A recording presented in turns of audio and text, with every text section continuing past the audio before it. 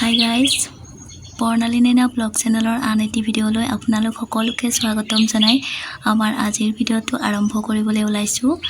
আশা কৰোঁ ভিডিঅ'টো চাই নিশ্চয় ভাল পাব। আজি মই আপোনালোকলৈ আগবঢ়াবলৈ ওলাইছোঁ কঁঠালৰ মুচিৰ ৰেচিপি।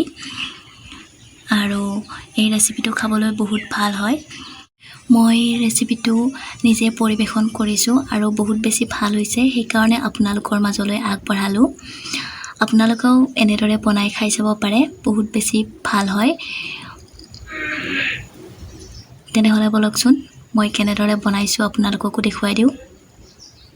কঁঠালৰ মুচি বনাবৰ কাৰণে মই ইয়াত মিডিয়াম সাইজৰ কঁঠাল এটা লৈছোঁ আৰু কঁঠালটো এনেদৰে কাটি বইল কৰি ৰাখিছোঁ। মই এটা চিটি মৰাইছোঁ আৰু এইখিনি কঁঠালৰ মুচি। ইয়াত হালধি দিয়া গৈছে, অকণমান নিমখ দিয়া গৈছে আৰু এইফালে ৰাখিছোঁ দুটা বিলাহী এনেদৰে কাটি ৰাখিছোঁ আৰু ইয়াত আছে পিয়াজ দুটা এনেদৰে কাটিছোঁ সৰু সৰুকৈ। ইফালে আছে আদা আৰু নহৰু পটাত পিচি লোৱা গৈছে আৰু ইয়াত মিট মছলা আধা চামুচ। ইয়াত আছে চাহিৰ মছলা, ইয়াতো আধা চামুচৰ অকণমান কম ৰাখিছোঁ। ইফালে আছে জালুকৰ গুড়ি আৰু ইয়াত আছে ৰেড চিলি পাউডাৰ। ইফালে আছে ধনিয়া গুড়ি আৰু ইয়াত গোটা জিৰা ৰাখিছোঁ আৰু ইয়াত এটা মাত্ৰ জলকীয়া ৰাখিছোঁ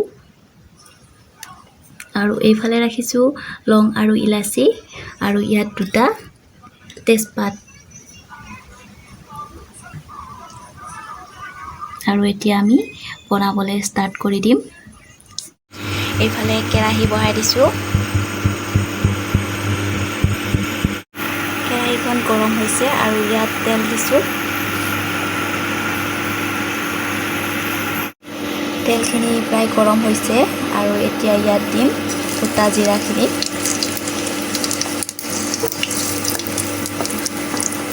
জিৰাখিনি প্ৰায় ফুটি উঠিছে আৰু এতিয়া লং আৰু ইলাচিখিনি দি দিম আৰু এতিয়া দিম তেজপাতখিনি, লগতে দিম শুকান জলকীয়াটো।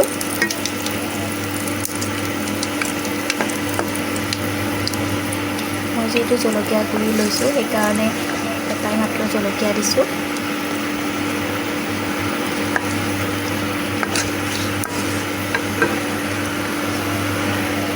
আৰু এতিয়া পিঁয়াজখিনি দিছোঁ।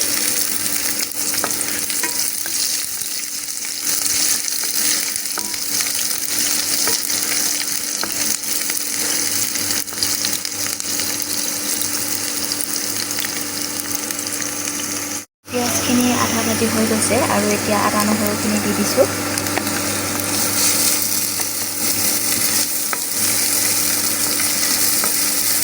আৰু এইখিনি ভালদৰে ৰঙচুৱা হোৱালৈকে ভাজিব লাগিব।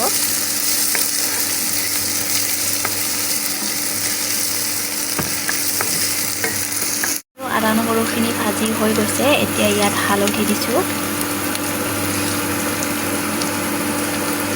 আৰু হালধিখিনি দি উঠি এতিয়া ৰাখি থোৱা মছলাখিনি দি দিম।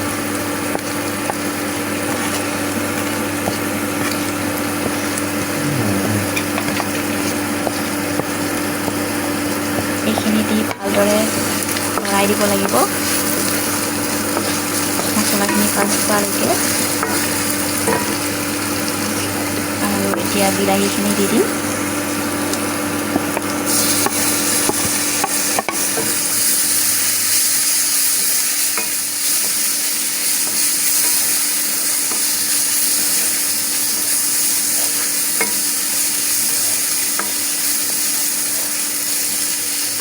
সোৱাদ অনুসাৰে নিমখ দিম। এতিয়া বৰ্তমান মই কমাই দিছোঁ।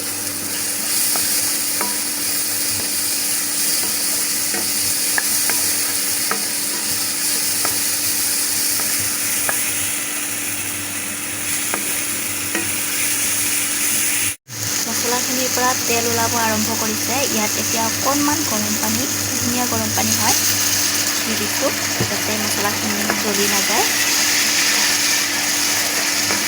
আৰু পানীখিনি শুকাই ভালদৰে তেল ওলোৱালৈকে এনেদৰে অকণমান ভাজিব লাগিব। চাওক মছলাখিনিৰ পৰা ধুনীয়াকৈ তেল ওলাব আৰম্ভ কৰিছে আৰু এতিয়া মই বইল কৰি থোৱা কঁঠালখিনি ইয়াত দি দিম।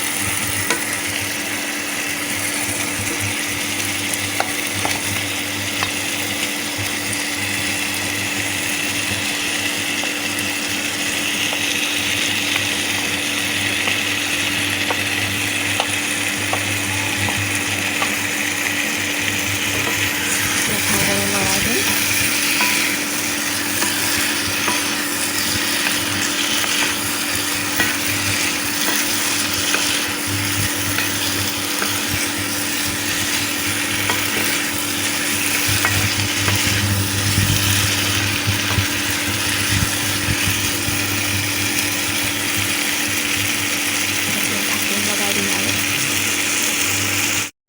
ঢাকোন লগাই এনেদৰে ভাজি আছোঁ।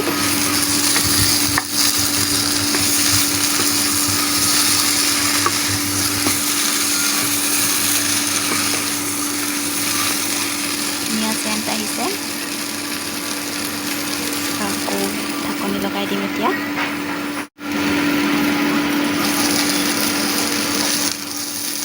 চাওক পানী দিব পৰা হৈ গৈছে। এতিয়া ইয়াত গৰম পানী দি দিব লাগিব।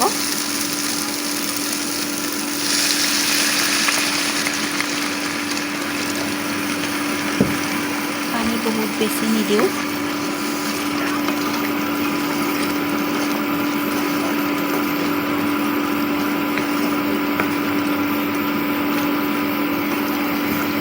আৰু অকণমান দি দিম হৈ যাব। আৰু এতিয়া এইখিনি ভালদৰে উতলাব লাগিব।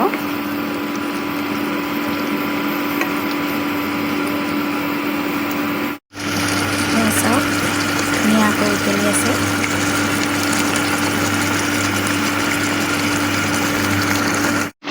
নিমখটো অকণমান কমিছে, নিমখটো অলপ দি দিছোঁ।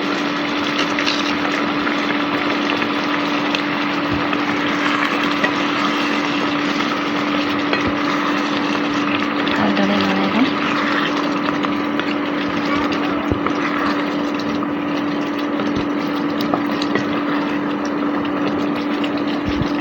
কঁঠালৰ মুচিৰ চব্জি ৰেডি হৈ গ'ল।